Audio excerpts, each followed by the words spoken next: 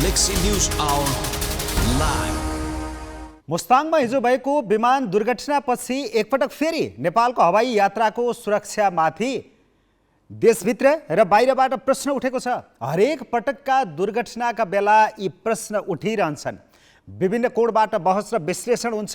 दुर्घटनाको कारण पत्ता लगाउन छानबिन समिति पनि बन्छन्, तर समितिको प्रतिवेदन दराजमा थर्किन्छन्। हवाई सेवाका जोखिम न्यूनीकरण गर्न समितिले दिएका सुझाव बिरलै सरकारको प्राथमिकतामा पर्छन्। छानबिनहरू औपचारिकतामा सीमित हुन्छन्। यही कारण बरोबर यस्ता घटना दोहोरिरहन्छन्। हिजोको दुखद घटनापछि सरकारले तत्काल 5 सदस्यीय छानबिन समिति गठन गर्यो। जुन गतिमा छानबिन समिति गठन गरिन्छ त्यही तत्परता समितिले औल्याएका क्षेत्रमा सुधार गर्ने तर्फ भने देखिन्न। हवाई सुरक्षा जस्तो संवेदनशील विषयमा हुने छानबिन कर्मकाण्डमै समिति सीमित भइरहेसम्म मुलुकले जनधनको त क्षति बेहोरिरहनेछ नै, अन्तर्राष्ट्रिय क्षेत्रमा देशको छवि पनि सुध्रने छैन। ग्यालेक्सी न्यूज आवरमा आज हामी तारा एयर दुर्घटनाका घाउमा केन्द्रित हुनेछौँ।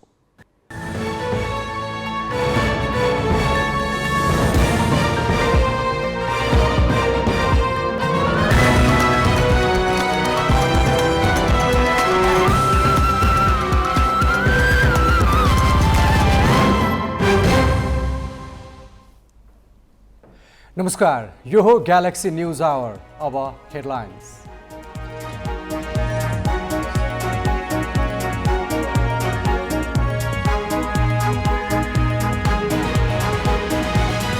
तारा एयरको विमान दुर्घटनामा सबै यात्रुको मृत्यु, 21 जनाको मात्र शव फेला, 10 शव काठमाडौँ ल्याइयो, एकै परिवारका 7 जना। काठमाडौँ महानगर प्रमुख बालेन्द्र शाह सहित नवनिर्वाचित पदाधिकारीले सम्हाले कार्यभार।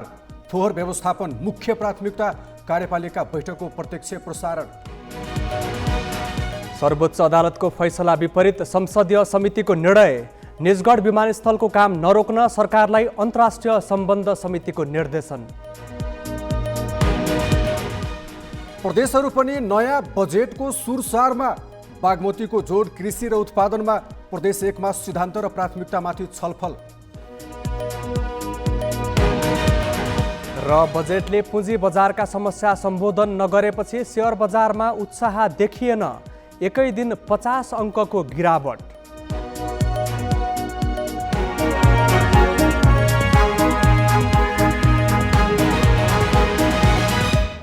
हवाई दुर्घटनाको कारण पत्ता लगाउन जाँचबुझ आयोग गठन गरिन्छ भन्नेमा अन्यथा भएकोले सच्याउँछौँ हामी। पोखराबाट जोमसोमका लागि हिजो बिहान उडेको तारा एयरको ट्विन अटर विमान जोमसोम पुग्नै नपाई सम्पर्कविहीन भयो। विमान हिजो नै दुर्घटनामा परेको आशंका गरिए पनि ठाउँ पत्ता लगाउन 21 घण्टा लाग्यो। आज बिहानैदेखि शव सङ्कलन सुरु भए पनि अझै 1 जनाको शव फेला परेको छैन। आइतबार बिहान विमान सम्पर्कविहीन भए पनि खराब मौसमका कारण सम्भावित क्षेत्रमा खोजी गर्न सकिएको थिएन। यार्सागुम्बा सङ्कलन गर्न हिँडेको टोलीले सोमबार बिहान विमानको भग्नावशेष देखेपछि स्थानीय प्रशासनलाई फोटोसहित खबर गरेका थिए। दुर्घटना स्थल पत्ता लागेपछि नेपाली सेना, नेपाल प्रहरी तथा सशस्त्र प्रहरीको टोली घटनास्थल पुगेको थियो। दुर्घटना स्थल मुस्ताङको थासङ गाउँपालिका सानो सरेबाट उद्धार टोलीले 22 जनामध्ये 21 जनाको शव सङ्कलन गरेको छ। तीमध्ये 10 जनाको शव कोवाङबाट पोखरा हुँदै काठमाडौँ ल्याइएको छ। बाँकी 11 जनाको शव कोवाङमा राखिएको छ भने 1 जनाको शव अझै फेला परेको छैन। मुस्ताङ जिल्लाको थासाङ गाउँपालिका वडा नम्बर 2 को सानो सरे भन्ने स्थानमा 14,500 फिटको उचाइमा दुर्घटनाग्रस्त अवस्थामा वायुयान फेला परेको थियो। 22 जनामध्ये 21 जना हामीले चाहिँ फेला पारिसकेको र अन्य 1 जनाको खोज हामी गरिरहेछौँ। त्यहाँ जुन टोलीहरू खट्नु भएको छ उहाँले खाना, खाजा, पानीको परवाह नगरिकन हेभी रेन छ त्यहाँ, त्यो समेत झेली उहाँहरूले चाहिँ निरन्तर प्रयास गरिराख्नु भएको छ। घटनास्थलबाट कोवाङसम्म शव ल्याउन कैलाश र फिस्टेल एयरको हेलिकप्टर प्रयोग गरिएको थियो भने कोवाङबाट नेपाली सेनाको हेलिकप्टर मार्फत 10 जनाको शव काठमाडौँ ल्याइएको हो। विमान सम्पर्कविहीन भएदेखि नै यात्रुका आफन्त आत्तिँदै पोखरा विमानस्थल पुगेको थिए। सब काठमाडौँ ल्याइएपछि भने उनीहरू काठमाडौँ आएका छन्। जहाजमा 19 यात्रु र चालक दलका 3 सदस्य सहित 22 जना सवार थिए। सरकारले दुर्घटनाको कारण पत्ता लगाउन 5 सदस्यीय आयोग गठन गरेको छ। संस्कृति, पर्यटन तथा नागरिक उड्डयन मन्त्रालयले वरिष्ठ एरोनोटिकल इन्जिनियर रतीश चन्द्रलाल सुमनको अध्यक्षतामा आयोग गठन गरेको हो। आयोगको सदस्यमा क्याप्टेन दिपु जार्चन, वरिष्ठ मेन्टेनेन्स इन्जिनियर उपेन्द्रलाल श्रेष्ठ, वरिष्ठ मौसमविद मणिरत्न साक्य र मन्त्रालयका प्राविधिक सहसचिव बुद्धिसागर लामिछाने छन्। आयोगलाई दुर्घटनाको कारण पत्ता लगाई भविष्यमा यस्ता दुर्घटना दोहोरिन नदिने उपाय सिफारिस गर्ने कार्यादेश दिइएको छ।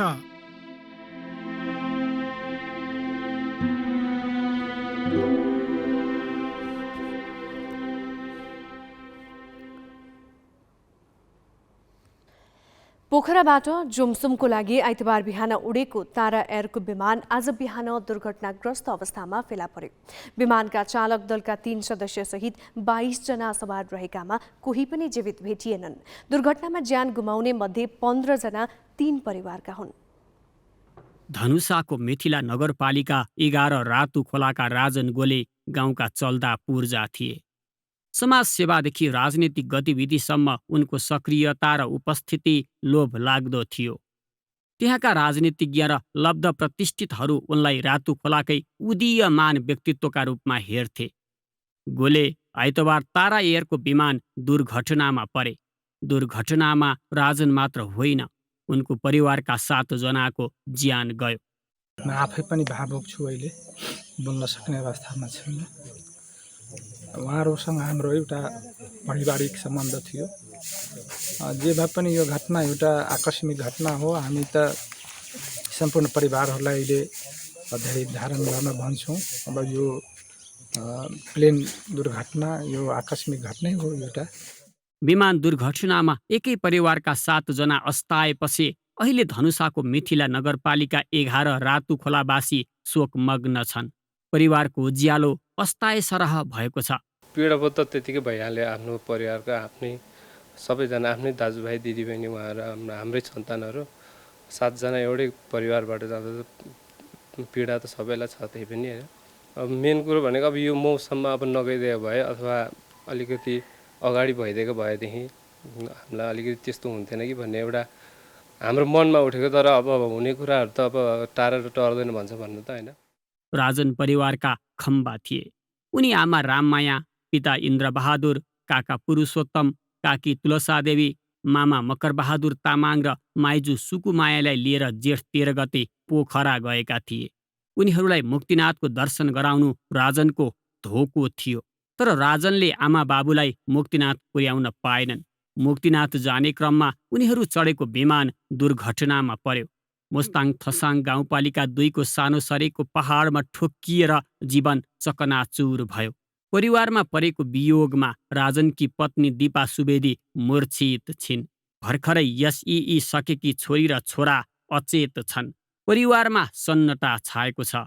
राजन दाई मेरो राजन भाइ हो। म उसको दाई हो। मेरो जेठो फुवाजीको छोरो इन्द्रबहादुर गोलेको छोरो राजन। म भाइ हो, उसको मामाको छोरो म। ऊ बहुत मिलनसार, बहुत ऊ गर्थ्यो मलाई दाई भन्ने। मेरो खुदै मेरो आफ्नै भाइ बराबरकै हो। अहिले म यहाँ आउँदाखेरि मलाई यति ऊ लागिरहेछ। उसको हरेक ऊहरू हेर्दाखेरि पनि उसलाई झझल्को आइरहेछ। अबको दिनहरूमा के गर्ने कसो गर्ने बहुत ऊ पिर लागिरहेछ। उसको एउटा घरको खम्बै हो, मेन खम्बै ढलेछ। त्यसको लागि अब के भन्ने। उहाँ भाइ धेरै इमान्दार, धेरै ऊ थियो, बुझेको मान्छे, धेरै फरक। एक किसिमले भने हाम्रो घर परिवार समाजको लागि पनि ठुलो क्षति जस्तो लाग्छ। ठुलो क्षति, एकदम अपूर्णीय क्षति। घरको मात्रै होइन, हाम्रो घर परिवार होइन, गाउँ समाजको लागि पनि ठुलो क्षति हो। गोर्खाको शहीद लखन गाउँपालिका 5-3 माने पनि यति बेला शोकाकुल छ। गाउँका गणेश नारायण श्रेष्ठको परिवारका 4 जनाको सानो सरेमै ज्यान गयो। दुर्घटनापछि गाउँले स्तब्ध छन्। आइतबारको दुर्घटनामा गणेश नारायण र उनकी पत्नी रश्मि तथा छोरीहरू रबिना र रोजिनाको मृत्यु भयो। अध्ययनको सिलसिलामा अमेरिकामा रहेका रबिना र रोजिना 2 साता अघि नेपाल आएका थिए। उनीहरूले बाबुआमासँगै मुक्तिनाथ जाने इच्छा व्यक्त गरेपछि श्रेष्ठ परिवार तारा एयरको विमान चढेको थियो, तर विमान गन्तव्य पुग्नु अगावै दुर्घटनामा पर्यो। विमान दुर्घटनामा ज्यान गुमाएकी एयर होस्टेस कृष्मी थापा स्याङ्जाको चापाकोटकी हुन्। निकै सङ्घर्ष गरेर एयर होस्टेस बनेकी कृष्मीले 5 वर्षदेखि परिवार धानिरहेकी थिइन्। उनको मृत्युले परिवारको बत्ती सदाका लागि निभे सरह भएको छ। रुकुम पश्चिमको चौरजहारी नगरपालिका 3 लापुते गाउँ पनि शोकाकुल छ। गाउँको नक्षत्रको रूपमा देखा परेका विमान चालक उत्सव पोखरेल पनि दुर्घटनाबाट जोगिन सकेनन्। 25 वर्षको यात्रामा खराब उडान नभरेका अनुभवी चालक प्रभाकर अधिकारी पनि दुर्घटनासँगै अस्ताए। दुर्घटनामा ज्यान गुमाएका 22 जना मध्ये 16 जना नेपाली र 6 जना विदेशी हुन्। 21 फेला परेकामा 1 जनाको अझै भेटिएको छैन। विदेशी मध्ये 4 भारतीय एकै परिवारका हुन्। सरकारले दुर्घटनाको कारण पत्ता लगाउन 5 सदस्यीय छानबिन आयोग गठन गरेको छ। आइतबार बिहान 10 बजेर 11 मिनटदेखि सम्पर्कविहीन भएको विमान सोमबार बिहान दुर्घटनाग्रस्त अवस्थामा फेला परेको थियो। धनुषाबाट किरण कुमार कर्ण, म्याग्दीबाट सन्तोष गौतम, कास्कीबाट उत्तम पौडेल र गोर्खाबाट मोहसिन अली मियाको सहयोगमा अक्षर काका, ग्यालेक्सी फोके, काठमाडौँ। तारा एयरको जहाज कसरी सम्पर्कविहीन भयो र दुर्घटनासम्म पुग्यो त? हेर्नुहोस् यो सामग्री। जहाज आइतबार बिहान पोखरा विमानस्थलबाट जोमसोमतर्फ 9:55 उड्यो। पोखरा जोमसोम बीच 68 किलोमिटरको हवाई दूरी भएकाले 20 मिनटमा गन्तव्य पुगिसक्नु पर्ने थियो। 12 मिनटमा म्याग्दीको घोडेपानी पुगेको जानकारी जोमसोम टावरसँग थियो। 2743 मिटरको उचाइमा पुग्नुपर्ने यो वायुयान 3600 भन्दा माथिको उचाइमा उडिरहेको थियो। फ्लाइट राडरको तथ्याङ्क अनुसार जहाज हराउनु अघि 12,825 फिटको अर्थात् 3,900 मिटरको उचाइमा उडिरहेको थियो। जहाज युटिसी टाइम 4:22 हराएको थियो, जुन नेपाली समय अनुसार बिहान 10:07 हुन्छ। जहाज घाँसा शिखा क्षेत्रबाट हराएको देखिएको थियो। झन्डै 22 घण्टाको खोज तलासपछि बिहान हेलिकप्टरमा गएको खोजी तथा उद्धार टोलीले मुस्ताङको थासाङ गाउँपालिका वार्ड नम्बर 2 को सानसुरेमा समुद्री सतहबाट 14,500 फिटको उचाइमा दुर्घटना भएको पत्ता लगायो। त्यस ठाउँमा बिहान 8-10 बजे मात्र हेलिकप्टर अवतरण सम्भव भएको थियो। यातायातका साधनमध्ये हवाई यातायातलाई सबैभन्दा सुरक्षित र भरपर्दो मानिन्छ। भौगोलिक जटिलताका कारण सडक यातायात राम्रो नरहेका नेपालका धेरै स्थान हवाई यातायातले जोडिएका छन्। तर भौगोलिक जटिलता भएका ठाउँमा हवाई दुर्घटना पनि उत्तिकै भइरहेका छन्।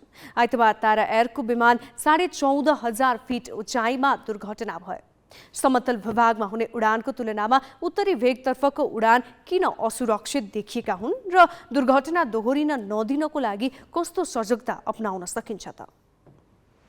नेपालको भूधरातल हेर्ने हो भने उत्तरी भेगमा अग्ला गगनचुम्बी पहाड छन्, जहाँ ससाना विमानस्थल, खोला किनार, पहाडको खोज र डाँडा जस्ता जटिल भूभागमा छन्। विमानस्थल, बनोट र हवाई उडानका हिसाबले यस्ता स्थान निकै जोखिमपूर्ण मानिन्छन्। विमानलाई अग्ला पहाड छिचोलेर उडाउनुपर्छ। अग्ला पहाड खास गरी मनसुनमा मौसम गडबडी भएका बेला उडानमा बाधक बन्ने गरेका छन्। कुहिरोले भरिएका बेला बाटो फैलाउन निकै कठिनाइ हुने गरेको छ। जानकारहरूका अनुसार पाइलटले गन्तव्य, रुट, भौगोलिक अवस्था र मौसम हेरेर उचित योजना बनाउनुपर्छ। उडानका क्रममा एकाएक भिजिबिलिटी हराउँदै गए पाइलटले त्यति बेलै कुहिरोमा छिर्दै जाने वा फर्किने भन्ने निर्णय लिनुपर्ने हुन्छ। तर तारा एयरको हकमा कुहिरो छिचोल्ने क्रममा नै जहाज पहाडमा ठोकिएको प्रारम्भिक अनुमान छ। यस्तो दुर्घटनालाई एभिएसनको भाषामा सिफिट एक्सिडेन्ट अर्थात् कन्ट्रोल फ्लाइट इन्टु टेरेन भनिन्छ। उडानयोग्य विमान अन्जानमा गएर पहाडमा वा कतै गएर ठोकिए त्यसलाई सिफिट एक्सिडेन्ट भनिन्छ। जानकारहरूका अनुसार यस्तो दुर्घटनाको मुख्य कारण 80% मानवीय त्रुटि हो। उड्दाखेरिको क्रममा हामीले विभिन्न चाहिँ वेदर कन्डिसनमा हामीले चाहिँ उड्नुपर्छ। कहिले मनसुनको टाइममा विशेष गरी हामी एक्सिडेन्टतिर फोकस हुने हो भने विशेष गरी चाहिँ मनसुनको टाइममा चाहिँ एक्सिडेन्टहरू चाहिँ बढी चाहिँ हुने कारण पनि त्यही नै हो। अग्ला पहाड एयरपोर्टको अवस्थिति र पहाड अग्ला पहाडको बीचको खोजबाट हुनुपर्ने र वेदर कन्डिसन यति नै जान्छ र त्यसमा चाहिँ त्यसको चाहिँ पाइलटको चाहिँ आफ्नो जजमेन्ट सिचुएसनल अवेरनेस भन्छौँ हामी त्यसको चाहिँ जजमेन्ट चाहिँ एकदम टाइमली चाहिँ राइट जजमेन्ट भएन भने चाहिँ यस्तो एक्सिडेन्टहरू चाहिँ हुने गरेको चाहिँ हामीले पाएको छौँ। तारा एयरको विमान दुर्घटनाको खास कारण के हो पत्ता लगाउन पर्यटन तथा नागरिक उड्डयन मन्त्रालयले 5 सदस्यीय जाँचबुझ आयोग गठन गरेको छ। आन्तरिक उडानको इतिहास हेर्दा पोखरा जोमसोम रुटमा बढी दुर्घटना भएका छन्। यो रुटमा अहिलेसम्म 5 वटा हवाई दुर्घटना भइसकेका छन्। पहिलो पटक 2055 भदौ 5 गते लुम्बिनी एयरको विमान दुर्घटना भएको थियो। 2059 भदौमै भएको साङ्ग्रिला एयरको विमान दुर्घटनामा 18 जनाको ज्यान गयो। 2069 जेठ 1 मा जोमसोम क्षेत्रमा विमान खस्दा 15 जनाको मृत्यु भयो, 6 जना घाइते भए। 2072 फागुन 12 गते म्याग्दीको सोलीखोप्टे क्षेत्रमा भएको दुर्घटनामा 23 जनाको ज्यान गयो। यस क्षेत्रमा बढी दुर्घटना हुनुको कारण घोरेपानीदेखि कालीगण्डकीको नदी खोज हुँदै उड्नुपर्ने बाध्यता हो। अग्लो पहाडको बीचमा उडान गर्दा एयर ट्राफिक कन्ट्रोलर एटिसीसँगको संवाद टुट्ने गरेको छ। दुर्घटनामा परेको तारा एयरले 12,500 फिटमा बिग्रेको मौसम सामना गर्नु परेको हुन सक्ने परिस्थितिजन्य तथ्यले देखाएका छन्। मौसमकै खराबीका कारण विमान डाइभर्ट गर्नका लागि अग्ला पहाड छिचोल्न पाइलटले थप उचाइमा उडान गरेको र दृश्य प्रष्ट नहुँदा पहाडमा ठोकिएको हुन सक्ने विज्ञहरूको आकलन छ। यस्तो अवस्थामा पाइलटको सजगता नै एकमात्र उपाय हो। र यो सिफिट एक्सिडेन्ट चाहिँ हुने कारण पनि के हो भने सिचुएसनल अवेरनेस भनेको कस्तो सिचुएसन आउँदैछ, इन्भाइरोमेन्ट कस्तो छ, कुन इन्भाइरोमेन्टमा म उड्दैछु र कस्तो सिचुएसन आउँदैछ भने त्यसको एसेसमेन्ट टाइमली एसेसमेन्ट गर्न सक्यो भने चाहिँ अभोइड गर्न सक्छ, एक्सिडेन्ट अभोइड गर्न सक्छ। नत्र भने चाहिँ के हो भने यो ढिलो भइसक्यो भने चाहिँ it will be too late होइन। त्यो कारणले गर्दाखेरि चाहिँ अनि एक्सिडेन्ट हुने हो। मनसुनको टाइम छ नि, मनसुनको टाइममा हामीले चाहिँ एउटा प्री मनसुन जुन अहिले चाहिँ प्री मनसुन टाइमै छ, प्री मनसुनमा चाहिँ हामीले अवेरनेस यस्ता ट्रेनिङहरू यस्तो क्लासेसहरू हामीले चाहिँ लियो भने अलि बढी चाहिँ सतर्क चाहिँ उनीहरू सतर्क हुन्छ उड्दाखेरि। र मेन चाहिँ के हो भने रिस्क कति रिस्क लिने भन्ने कुराहरू हो, क्यालकुलेटेड रिस्क भन्छ होइन। म यहाँसम्म जाने त्यहाँसम्म सकिनँ भने म यस्तो गर्छु भन्ने चाहिँ उहाँसँग प्लानिङ चाहिँ चाहियो होइन। सिचुएसनको राम्रो एसेसमेन्ट हुनु पर्यो र गुड मेन्टल कन्डिसनमा उड्नु पर्यो होइन। अन्य चाहिँ एक्सटर्नल प्रेसरमा उड्नु भएन होइन। प्राय पहाडी भूभागमा हुने उडानमा नेभिगेसन सिस्टम अर्थात् पथ प्रदर्शन गर्ने प्रणालीले काम गर्दैन। यो समथर भूभागका लागि मात्रै काम लाग्छ। त्यसैले स्याटेलाइटको सहारा लिने गरिएको छ, जसमा पाइलटले नै सजगता अपनाउनु पर्छ। विमान बादलमा छिरिरहन नपाइने नियम पालना गर्दा पनि दुर्घटनाको जोखिम कम हुने जानकारहरूको अनुभव छ। ग्यालेक्सी फोकेका लागि क्यामेरामा विष्णु थापाका साथमा पवन तिमिल सिन्हाको रिपोर्ट। पर्यटन मन्त्रालयले तारा एयरको विमान दुर्घटनाबारे छानबिन गर्न वरिष्ठ एरोनोटिकल इन्जिनियर रतीश चन्द्र लाल सुमनको नेतृत्वमा 5 सदस्यीय जाँचबुझ आयोग गठन गरेको छ। यसले पनि सुझाव सहितको प्रतिवेदन दिने नै छ। आशा गरौँ यो छानबिन पनि केवल औपचारिकतामा मात्रै हुने छैन। अब केही न्युज संक्षेपमा। स्थानीय तहको निर्वाचनमा केन्द्रमा भएको निर्णय अनुसार तालमेल नभएको भनी सत्ता गठबन्धनका केही नेताले असन्तुष्टि व्यक्त गरेका छन्। प्रधानमन्त्री निवास बलुवाटारमा आज बसेको सत्ता गठबन्धनको बैठकमा खास गरी नेकपा एकीकृत समाजवादीका अध्यक्ष माधव कुमार नेपाल र जनता समाजवादी पार्टीका अध्यक्ष उपेन्द्र यादवले असन्तुष्टि पोखेका हुन्। उनीहरूले केन्द्रमा भएको निर्णय स्थानीय तहमा कार्यान्वयन नभएकाले आफ्ना पार्टीका उम्मेदवार पराजित भएको गुनासो गरे। उनीहरूले सत्ता गठबन्धनभित्र खास गरी नेपाली काङ्ग्रेसका कार्यकर्ताले तालमेलको निर्णय अनुसार मतदान गर्नुको साटो धोका दिएको बताए। प्रधानमन्त्री एवं काङ्ग्रेस सभापति शेरबहादुर देउवाले भने केही ठाउँमा समस्या भए पनि समग्रमा तालमेल सफल भएको र आगामी दिनमा गठबन्धनलाई थप मजबुत बनाउने बताए। सरकारका प्रवक्ता ज्ञानेन्द्र बहादुर कार्कीले जिल्ला समन्वय समिति गठनमा तालमेल गर्न माथतका कमिटीलाई निर्देशन दिने सहमति भएको जानकारी दिए। उदयपुरको त्रियुगा नगरपालिका प्रमुखमा नेपाली काङ्ग्रेसका वसन्त कुमार बस्नेत विजयी भएका छन्। एमालेका भागवत रावतलाई 2086 मतले पछि पारेर बस्नेत नगर प्रमुखमा निर्वाचित भएका हुन्। बस्नेतले 13,959 मत ल्याए। उपप्रमुखमा भने एमालेकी महेश्वरी राई विजयी भएकी छन्। उनले 13,703 मत प्राप्त गरिन्। त्रियुगामा वैशाख 30 गते मतदानका दिन उत्पन्न विवादका कारण मतगणना ढिलो गरी भएको थियो।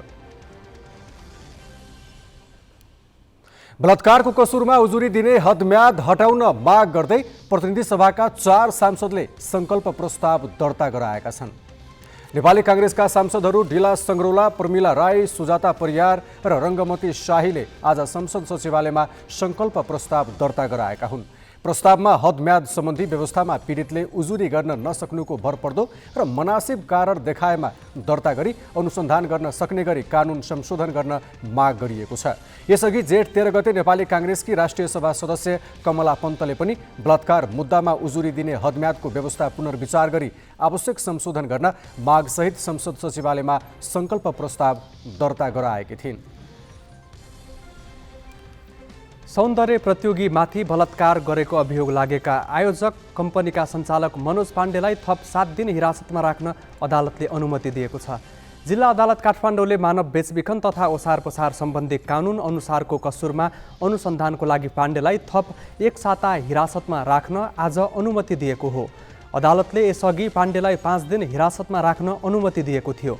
त्यो म्याद शुक्रबार सकिएकामा शनिबार र आइतबार सार्वजनिक बिदा परेकाले प्रहरीले पाण्डेलाई आज अदालतमा उपस्थित गराएको थियो। अनुसन्धान नसकिएकाले अदालतबाट फेरि म्याद थप गराइएको प्रहरीले जनाएको छ। बागमती प्रदेश सरकारले आगामी आर्थिक वर्षको नीति तथा कार्यक्रम सार्वजनिक गरेको छ। बागमती प्रदेशका प्रदेश प्रमुख यादव चन्द्र शर्माले आज बसेको प्रदेश सभा बैठकमा नीति तथा कार्यक्रम प्रस्तुत गरेका हुन्। नीति तथा कार्यक्रममा कृषि तथा रोजगारीको साथै शिक्षा र स्वास्थ्यलाई प्राथमिकता दिएको छ। प्रदेशलाई शिक्षाको हबका रूपमा विकास गर्दै लैजाने नीति तथा कार्यक्रममा उल्लेख गरिएको छ। सत्ता गठबन्धन दलका नेताले नीति तथा कार्यक्रम जनमुखी भएको बताएका छन्। तर प्रमुख प्रतिपक्षी एमाले भने 6 महिने सरकारले 5 वर्षमा समेत पूरा हुन नसक्ने नीति तथा कार्यक्रम ल्याएको टिप्पणी गरेको छ। प्रदेश 1 को प्रदेश सभाको बजेट अधिवेशन आज सुरु भएको छ। अधिवेशनको पहिलो दिन सरकारले बजेटको सिद्धान्त र प्राथमिकता सदनमा पेश गरेको छ। आर्थिक मामिला तथा योजना मन्त्री इन्द्रबहादुर आङबोले विनियोजन विधेयकमा समावेश हुने सिद्धान्त तथा प्राथमिकता सम्बन्धी प्रस्ताव सदनमा पेश गरेका हुन्। बैठकमा सांसदहरूले जनमुखी बजेट ल्याउन सरकारलाई सुझाव दिएका छन्। बजेट संसदमा सबैले सुन्ने र देख्ने गरी ल्याउनु र पारित गर्नुको अर्थ जनताको अपेक्षा र समर्थन त्यसमा छ भन्ने हो। साथै जनताले तिरेको कर कहाँ कहाँ खर्च हुन्छ र राज्यले लिएको प्राथमिकता र औचित्यपूर्ण छ कि छैन भनेर जनताले थाहा पाउनुपर्छ भन्ने पनि मान्यता हो। तर संसदलाई एउटा विवरण देखाउने अनि सिंहदरबारमा गएर कार्यान्वयन गर्दा मन मौजी गर्ने हो भने बजेटमा गरिने कर्मकाण्डको के अर्थ? यस्तै भइरहेको छ यहाँ। विस्तृत सोनी कार्यालयबाट। मतदाता रिझाउन र राजनैतिक स्वार्थ पूरा गर्न संसदमा एउटा बजेट प्रस्तुत गर्ने र काम गर्दा अर्कै प्राथमिकता तय गर्ने प्रवृत्तिका कारण अहिलेसम्मका कुनै पनि बजेट पूर्ण कार्यान्वयनमा आएका छैनन्। अहिले पनि सरकारले भएभरका योजना र लोकप्रियतामुखी कार्यक्रम समेटेर ल्याएको बजेट जस्ताको तस्तै कार्यान्वयन हुने आधार कमजोर छन्। किनभने अर्थतन्त्रका सूचकहरूले देशको आर्थिक अवस्था ठिक देखाउँदैनन्। स्रोत निकै सीमित छन्। खर्च क्षमता सुधारमा कुनै काम गरिएको छैन। चालु आर्थिक वर्षका लागि गत वर्ष सरकारले 16 खर्ब 32 अर्बको बजेट घोषणा गरेको थियो। तर अहिले आएर सरकारले नै त्यसको 88% अर्थात् 14 खर्ब 47 अर्ब मात्रै खर्च हुने अनुमान गरेको छ। अझ विकास निर्माणमा छुट्याइएको बजेट त 80% पनि खर्च हुने देखिँदैन। विगत 5 वर्षको अवस्था हेर्दा पुँजीगत खर्च औसतमा 69% मात्रै छ। पुँजीगत खर्च नहुनुमा एक त राजनीतिक नेतृत्वको इमान्दारिताको अभाव हो। संसद र मतदातालाई देखाउन भएभरका योजना र कार्यक्रम बजेटमा राखेर घोषणा गरिदिने अनि सिंहदरबारमा बसेर आफूलाई मन परेका क्षेत्रमा मात्र रकम परिचालन गर्ने प्रवृत्ति छ। अर्को राजनीतिक स्वार्थबाट निर्देशित भई अध्ययन र पूर्व तयारी बिनाका क्षेत्रमा बजेट बगाउन खोज्दा पर्याप्त खर्च नै नहुने समस्या छ। कर्मचारी संयन्त्रको अक्षमता त छँदैछ, त्यसैले हरेक वर्ष संसदमा एउटा बजेट प्रस्तुत गर्ने अनि कार्यान्वयनमा जाँदा अर्कै स्वरूपमा हुने गरेको छ। पुँजीगत खर्च हुन नसकेका कारणहरू के हुन्? अब सङ्घमा चाहिँ प्रोक्योरमेन्टको सार्वजनिक खरिद ऐनले धेरै बाधा गरेको अवस्था पनि थिएन, मन्त्रालयगत विनियोजन पनि थियो। के कारणले हो? हामीले बजेट लेखनको कमजोरीका कारणले हो, मन्त्रालयहरूले ठेक्का लगाउने खर्च गर्ने अभिप्राय नदेखाएर हो, सरकारका कुनै अल्टेरियर मोटिभ थिए, आफ्ना ठेकेदारहरू हुनेमा भए मात्रै आफ्ना ठेकेदारहरूले पाउने भए मात्रै ठेक्का लगाउने, नभएदेखि नपाउने भन्ने मनसा थियो। ती कारणहरूको कहीँ पनि उल्लेख व्याख्या भएन। अहिले पनि संघीय संसद र प्रदेश सभाको चुनावको मुखैमा ल्याइएको बजेट स्रोतका सीमा र खर्च प्रणालीको यथार्थलाई बेवास्ता गरिएको र सबै क्षेत्रलाई रिजाउने प्रकृतिको छ। चालु वर्षमा वास्तविक खर्च हुन सक्ने भनिएको रकमभन्दा 1/4 बढाएर आगामी वर्षका लागि करिब 18 खर्बको बजेट ल्याइएको छ। तर अवस्था यस्तो छ कि अहिले धेरै आयातले विदेशी मुद्रा रित्तिँदै जाँदा अर्थतन्त्र दबावमा छ। केही सूचकले अर्थतन्त्र सङ्कटोन्मुख नै देखाउँछन्। विदेशी मुद्रा सञ्चित घटेर 6 महिनाको आयात धान्न मुस्किल भइसकेको छ भने सुधानान्तर स्थिति 2 खर्ब 68 अर्बले घाटामा छ। उच्च मूल्य वृद्धि र रोजगारीमा सङ्कुचनले करदाताको क्षमता घटेको छ। विदेशबाट प्राप्त हुन सक्ने अनुदान, ऋण र प्रत्यक्ष लगानी पनि उत्साहजनक छैन। तर पनि सरकारले अर्थतन्त्रको अवस्था र बजेट खर्च गर्ने क्षमता ख्यालै नगरी ठूलो आकारको बजेट ल्याउनु भनेको संसदमा प्रस्तुत बजेट वक्तव्य अनुसार काम हुने छैन भन्नु हो। 5 खर्ब चाहिँ नि सम्पूर्णतः ऋणमा र अनुदानको अनुमान समेत 55 अर्बको अनुदान आउला भन्ने अनुमान समेत गर्दाखेरिको 5.5 खर्ब रुपियाँको चाहिँ कुनै पनि स्रोतको ग्यारेन्टी नभएको र सिधै घाटा बजेट जसरी प्रस्तुत गरिएको छ त्यो चाहिँ निकै भयावह हो। अर्थमन्त्री जनार्दन शर्माले संसदमा प्रस्तुत गरेका कतिपय आम्दानीका स्रोत र खर्चका आँकडा असम्भव जस्तै छन्। विदेशबाट आयात गरिने वस्तुबाट प्राप्त हुने भन्सार राजस्व सरकारको प्रमुख आम्दानीको स्रोत हो, जसले कुल राजस्वको आधा जसो हिस्सा ओगट्छ। व्यापार असन्तुलन प्रत्येक वर्ष 20% घटाउने योजना सुनाइरहँदा आगामी वर्ष 2 खर्ब बढी अर्थात् 12 खर्ब 40 अर्ब राजस्व सङ्कलन गर्ने लक्ष्य राखिएको छ। एकातिर राजस्व बढाउने र अर्कोतिर विदेशी मुद्रा सञ्चित जोगाउनु, वस्तु आयातमा कडाई गर्ने कुरा आफैमा विरोधाभासपूर्ण छ। त्यसमाथि ऋणको साँभा र ब्याज भुक्तानी झन्डै 41 अर्ब बढी गर्नुपर्नेछ। यस्तो चौतर्फी दबाव र सङ्कटका सङ्केतहरूका बीच सरकारले घोषणा गरेका धेरै कुरा यथार्थ भन्दा निकै टाढा देखिन्छन्। क्यामेरामा सञ्जय घिमिरेका साथ चिरञ्जीवी भट्टराई, ग्यालेक्सी फोके, काठमाडौँ। सबैतिर लोकप्रियतामुखी र यथार्थको व्यवस्था गरी ल्याइएको भनेर आलोचना भएको बजेटलाई अर्थमन्त्री जनार्दन शर्माले प्रतिरक्षा गरेका छन्। तर कतिपय आफ्नै घोषणा पुरा हुनेमा भने उनले शङ्का व्यक्त गरेका छन्। आइतबार संसदमा प्रस्तुत गरेको बजेटले आगामी आर्थिक वर्ष 8% को आर्थिक वृद्धि हासिल गर्ने लक्ष्य राखेको छ। तर सोमबार अर्थ मन्त्रालयमा भएको पत्रकार सम्मेलनमा स्वयं अर्थमन्त्री नै यो स्तरको वृद्धि हुनेमा सशङ्कित देखिन्थे। आफैले अघि सारेका कतिपय महत्त्वकाङ्क्षी विकास परियोजना र आर्थिक वृद्धिको लक्ष्यलाई उनले सपना भनेका छन्। 5 महिना मात्रै बजेट कार्यान्वयन गर्न पाउने यस सरकारले लघुवित्त कार्यक्रमलाई नयाँ ढङ्गले अघि बढाउने र उच्च शिक्षा सकेका विद्यार्थीलाई सिधै व्यवसायमा जान सक्ने गरी सिप विकास गर्ने भनेको छ। तर यसका विश्वसनीय आधार भने उनले प्रस्तुत गर्न सकेनन्। हामीसँग भएको उपलब्ध स्रोत साधन, जनशक्ति र अहिले विश्वमा विकसित प्रविधिलाई जोडेर हामी राष्ट्र निर्माणको नयाँ अभियानमा किन नलाग्ने? हामीले पहिलो पटक भनेका छौँ 12 कक्षामा पढेर बाहिर निस्किँदाखेरि त्यो व्यावसायिक चेतना, व्यावसायिक क्षमतासहित निस्किन्छ भनेका छौँ। र आम अहिले श्रमयोग्य सबै मान्छे सिपयुक्त हुनेछ हामीले भनेका छौँ। शिक्षामा महत्त्वपूर्ण सुधारको रूपमा मैले लिएको छु यसलाई। र हरेक गाउँमा बजारको कुरा, उत्पादनको कुरा, हरेक इकाइको कुरा, साना स्टार्टअपहरू, साना उद्योगहरूको कुराहरू हामीले लाखौँमा गर्ने भनेका छौँ। त्यसकारण यो जनशक्ति विकास मानव पुँजी निर्माणसँग पनि हेर्दा सामान्य छ, ट्रेनिङ सामान्य त भनिराखे जस्तो पनि छ, तर यो होइन। यसलाई समग्र उत्पादनसँग, समग्र आत्मनिर्भरतासँग, समग्र गरिबी अन्त्यसँग पनि हामीले लिएका छौँ।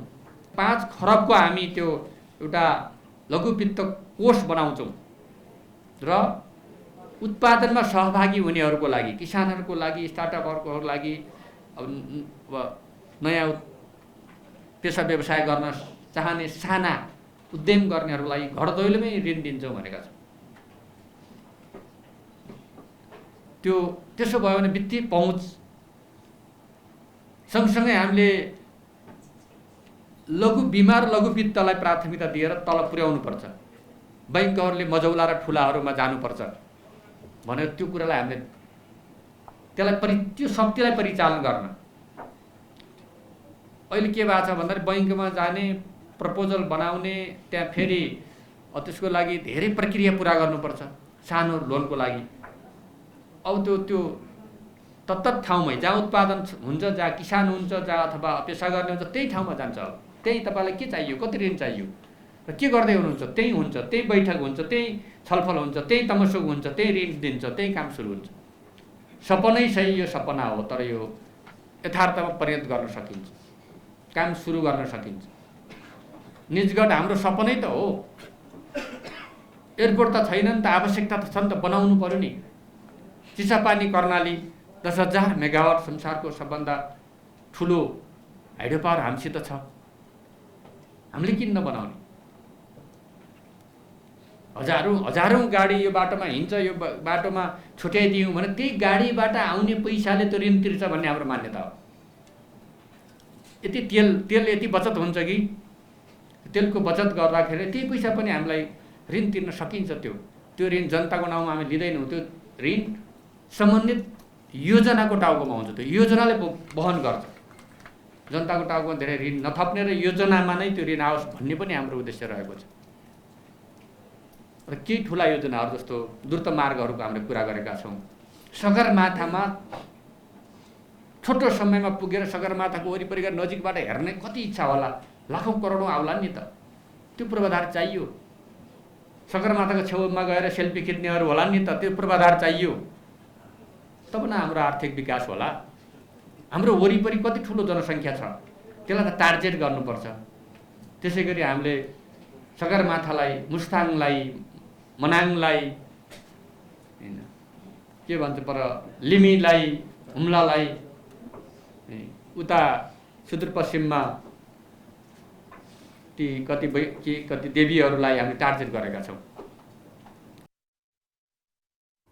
संसदमा गरेका घोषणा र प्रतिबद्धता केवल देखाउनका लागि होइन, कार्यान्वयनका लागि हुनुपर्छ। अब केही न्युज संक्षेपमा। बजेटपछिको पहिलो कारोबार दिन शेयर बजारमा 50 अङ्कको गिरावट आएको छ।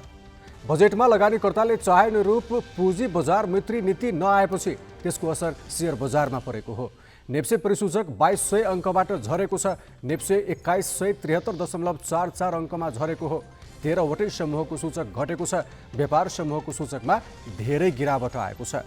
5 कम्पनीको शेयर मूल्य बढ्दा 187 कम्पनीका लगानीकर्ताको सम्पत्ति घटेको छ। निरन्तर घटिरहेको बजारलाई सम्बोधन गर्ने गरी बजेट नआएकाले शेयर बजारमा पहिरो गएको विश्लेषण गरिएको छ। राष्ट्र ब्याङ्कले 4 करोड र 12 करोडको सीमा परिमार्जन गर्न नमानेको अवस्थामा लगानीकर्ताले बजेटमा शेयर बजार मैत्री नयाँ नीति आउने आशा गरेका थिए। तर राष्ट्र ब्याङ्कले ब्याज दर बढ्ने सङ्केत गरेका बेला बजेटमा लचिला नीति नलिएपछि लगानीकर्ताले बिक्री चाप बढाएको शेयर ब्रोकरहरूको बुझाइ छ।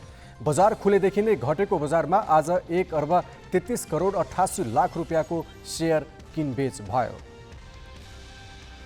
भारतको राजधानी नयाँ दिल्लीमा भारतीय र पाकिस्तानी प्रतिनिधि मण्डल बीच वार्ता सुरु भएको छ। दुई देशबीच सिन्धु जलस्रोत स्थायी आयोगको 118औं वार्ता सुरु भएको हो। भोलिसम्म चल्ने वार्तामा दुवै पक्षबीच सिन्धु जल सन्धिका प्रमुख परियोजना र जलविद्युत आयोजनामा आएका समस्याबारे छलफल हुने जनाइएको छ। दुवै पक्षले बाढीको अग्रिम सूचना र सिन्धु जलस्रोत स्थायी आयोगको वार्षिक प्रतिवेदनमा पनि छलफल गर्नेछन्। यस्तै सिन्धु जल सन्धि अन्तर्गत 1000 मेगावाटको पाकलदुल, 48 मेगावाटको तल्लो कालनाय र 624 मेगावाटको किरु आयोजना निर्माणबारे पनि छलफल हुने जनाइएको छ। यसअघि दुवै देशबीच गत मार्चमा इस्लामाबादमा 3 दिने वार्ता भएको थियो।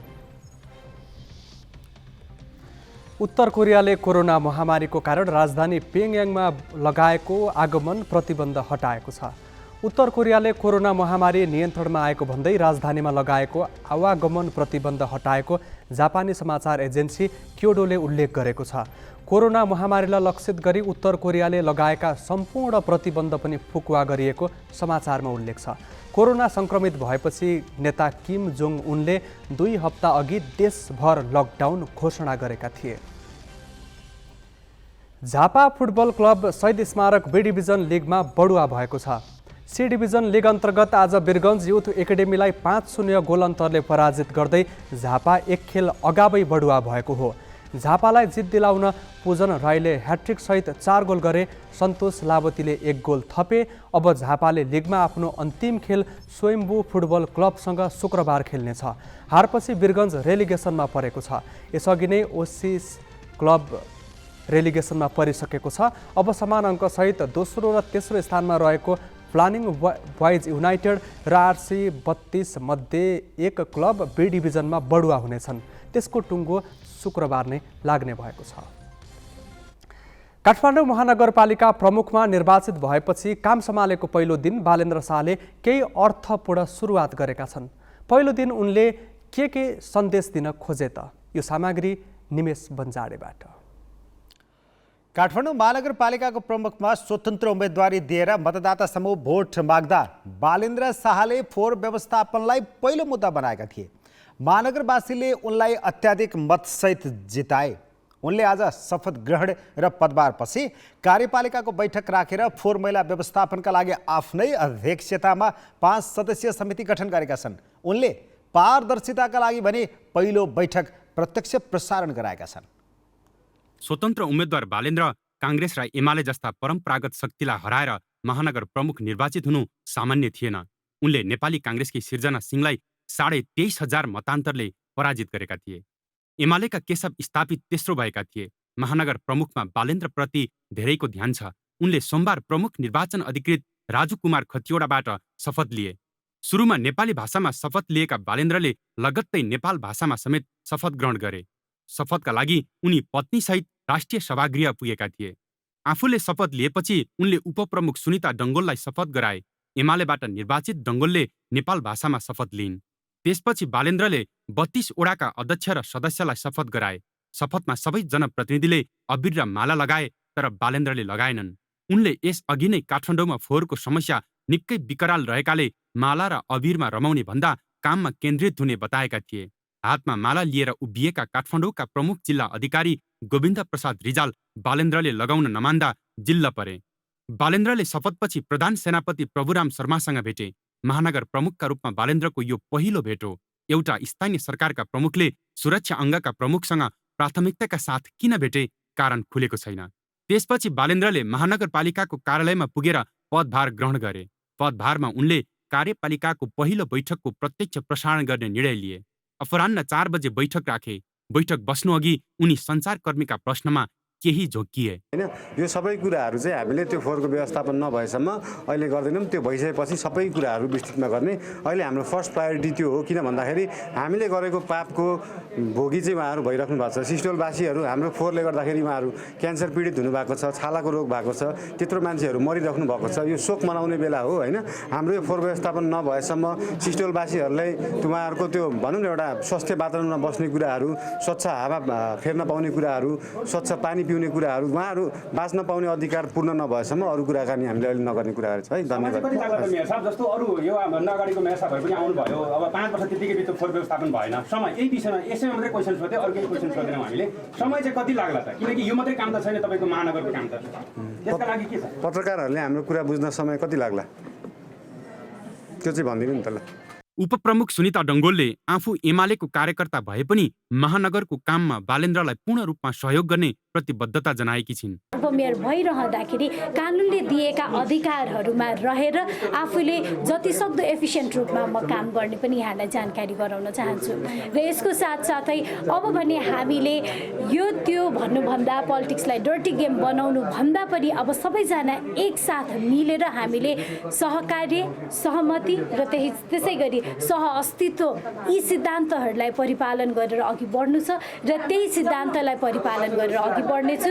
काठमाडौँ बासिन्दाको लागि काम गर्नेछु, काठमाडौँ महानगरपालिकाको लागि काम गर्नेछु र अन्ततः सुरुको दिनदेखि आजसम्मको हामी सबैजनाको भिजन स्वच्छ, सुन्दर, हराभरा, त्यसै गरी जीवन्त काठमाडौँ महानगर र व्यवस्थित काठमाडौँ महानगर र सांस्कृतिक काठमाडौँ महानगर बनाउनको लागि यी पाइलाहरू चाल्नेछु र सहकार्य गरेर अघि बढ्नुपर्छ। कार्यपालिकाको बैठक 3 घण्टासम्म चल्यो। बैठकमा वडा अध्यक्षहरूले आफ्नो परिचयसहित फोहोर मैला व्यवस्थापनबारे आफ्नो धारणा सुनाए। बैठक विभिन्न माध्यमबाट प्रत्यक्ष प्रसारण गरिएको थियो। कतिपय वडा अध्यक्षले दलको शक्ति देखाउन खोजे, केहीले बैठक सञ्चालनको तरिका सिक्न भने, तर बालेन्द्र शान्त रूपमा प्रस्तुत भए र आफ्नो चाहना अनुसार फोहोर मैला व्यवस्थापनका लागि आफ्नै अध्यक्षतामा कार्यदल बनाए। उनले त्यो कार्यदलको बैठक मङ्गलबारका लागि तय गरेका छन्। कार्यपालिकाको पहिलो बैठकले सार्वजनिक शौचालयको समस्या समाधानका लागि चेन रेस्टुरेन्ट र पेट्रोल पम्पसँग सहकार्य गर्ने तथा नागरिकका गुनासो तत्काल सम्बोधनका लागि एक साताभित्रै कल सेन्टर सञ्चालनमा ल्याउने निर्णय गरेको छ।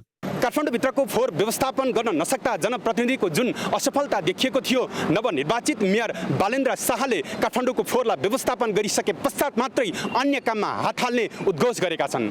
आजदेखि काठमाडौँ महानगरपालिकामा स्वतन्त्र व्यक्ति मेयर भइसके पश्चात बालेन्द्र शाहले फोहोर व्यवस्थापन गरेर आफ्नो उच्च छवि र उत्कृष्ट कार्यकौशलता प्रदर्शन गर्ने जुन अपेक्षाका साथ मतपेटिकामा मत खसालेका काठमाडौँवासीहरूलाई यही फोहोर व्यवस्थापन हुन्छ या हुँदैन भन्ने कुराले बालेन्द्र शाहको सफलता र असफलता जोडिएको छ। क्यामेरा पर्सन सञ्जय घिमिरेका साथमा मिलन बुढाथोकी, ग्यालेक्सी फोके, काठमाडौँ। बिजनेस न्यूज का साथ में नेपा टॉप सब ठीक ठाक। नेपा टॉप सब ठीक ठाक।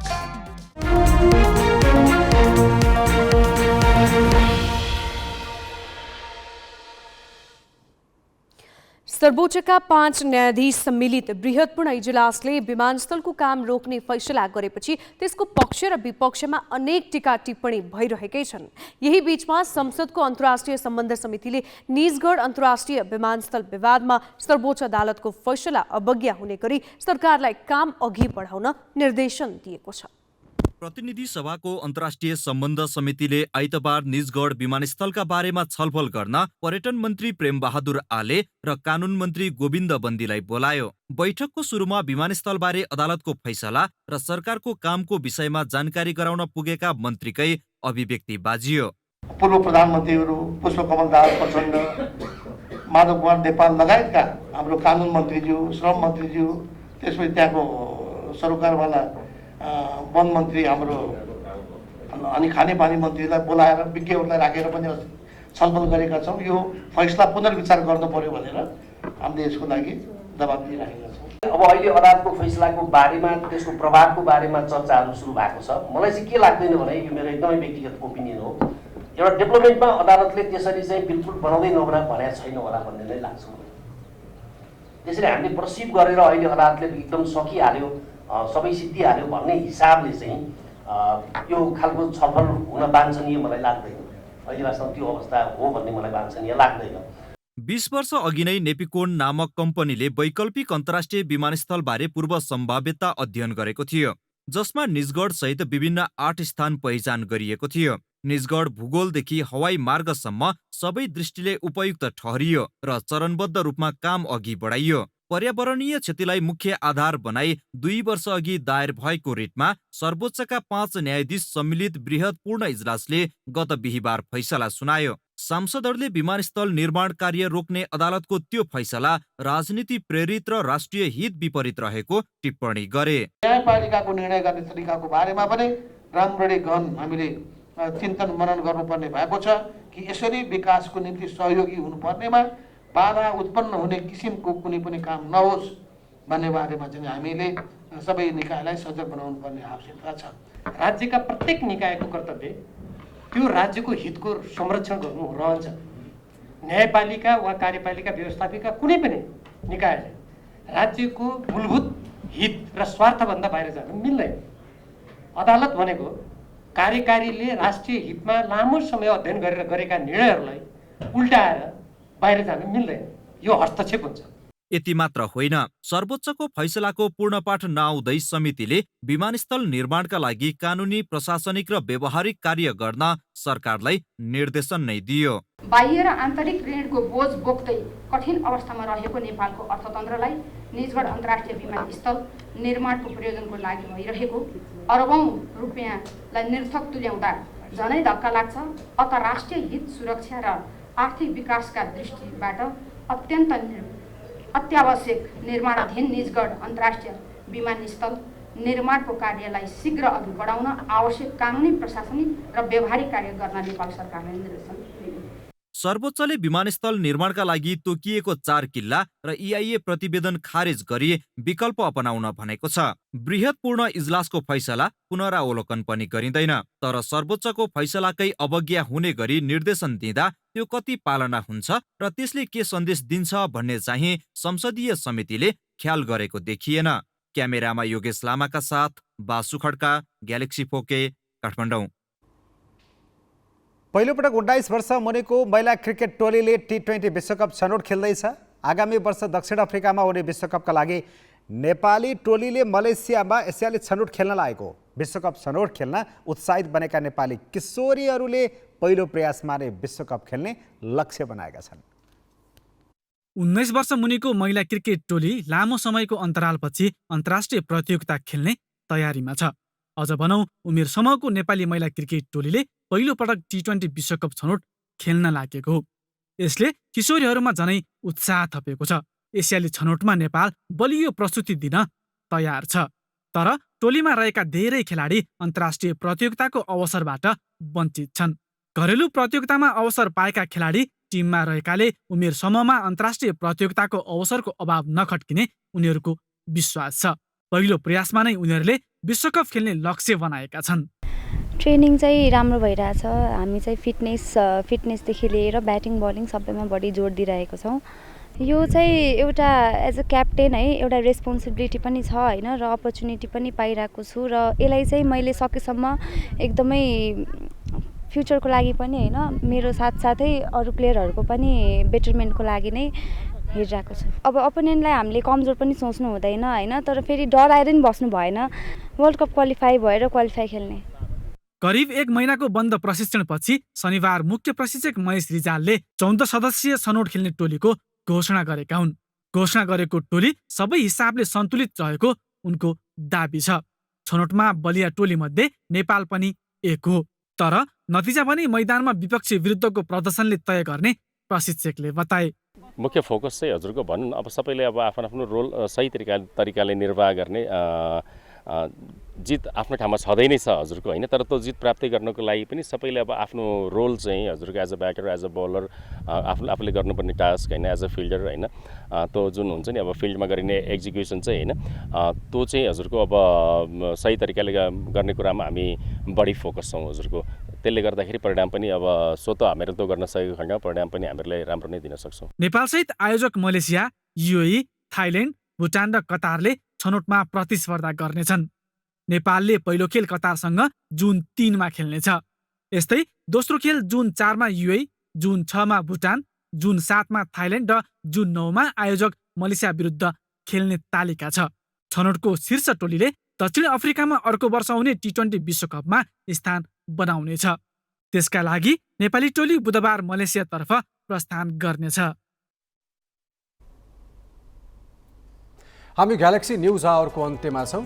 जाँदा जाँदै हेडलाइन्स।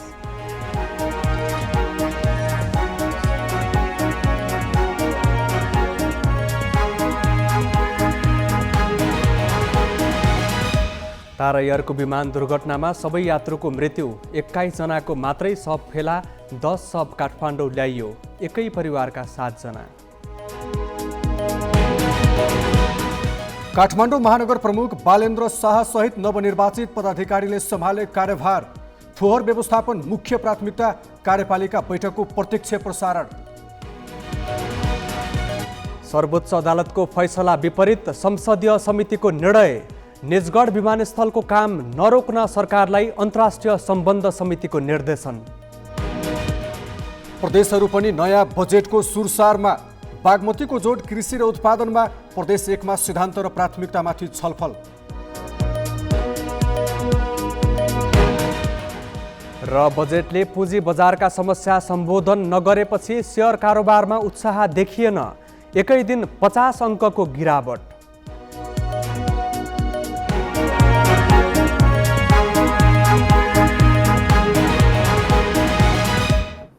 आजलाई ग्यालेक्सी न्युज आवर सकियो। नमस्ते।